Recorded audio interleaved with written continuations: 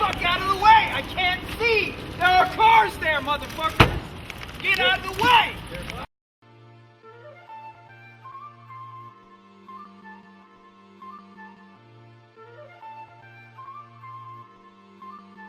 Directed by John Watts, Spider-Man Far From Home is the sequel to Spider-Man Homecoming and the 23rd entry in the Marvel Cinematic Universe. It's gonna go on forever! In this one, Peter and his ethnically diverse group of friends go on an expensive nerd trip, and on the way, Peter's vacation is sabotaged by Nick Fury and Jake Gyllenhaal with a fishbowl in his head, as Peter finds himself once again doing whatever the fuck spiders do, except international! This movie was pretty damn good, and with 8 movies in, Spider-Man can still entertain the masses with his flippity flips and occasional tear-jerking moments. While the emotional scenes are not the best compared to previous Spider-Man outings, they were surely missed from the previous Tom Holland film, Spider-Man Homecoming, that had none except for like one scene that was pretty good, I'm not gonna lie.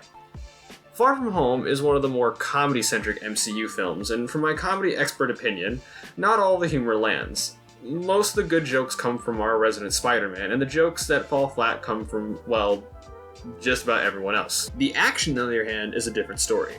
This movie has some of the best action sequences of any MCU Spider-Man film, with the ending scene being the best action sequence of any Spider-Man film since the train scene in Spider-Man 2.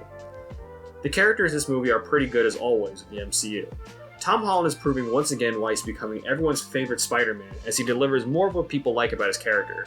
The heart, the emotion, the laughs, that quirky Peter Parker John. Oh my god, I just can't. I love this kid so much. Then we have Zendaya as Michelle, or MJ quote unquote. We get to see more of her, which is what I wanted after Homecoming. And while some people don't like that she's not the classic Mary Jane, I don't mind it. I might get some hate for this, but I've always found Mary Jane Watson to be a dry character, and making this new version just as awkward and quirky as Peter makes her much more likable than any other incarnation. Sorry, Kirsten Dunst.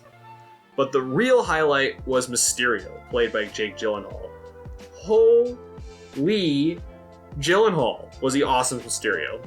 Daddy Gyllenhaal, I'm going to call him that, was able to take a lesser-known villain like Mysterio and present a version that not only stays true to the character from the comics, but adds something new to the character without giving away spoilers, because that's not how I do things in the show.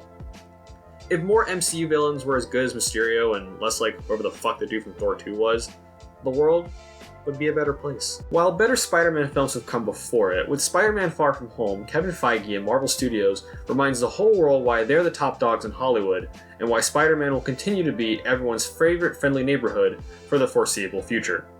In other words, it was pretty fucking fun. I'm gonna give Spider-Man Far From Home a B.